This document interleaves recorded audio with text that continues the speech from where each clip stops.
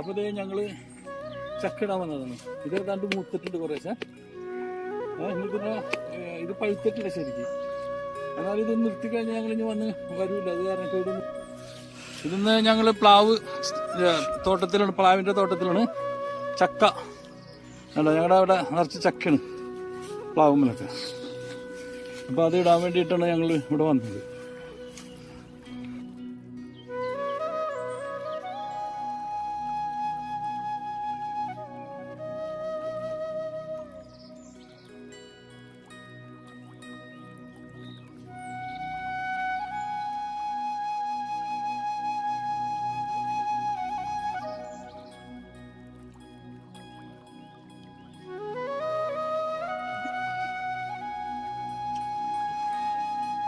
നോക്കിയാ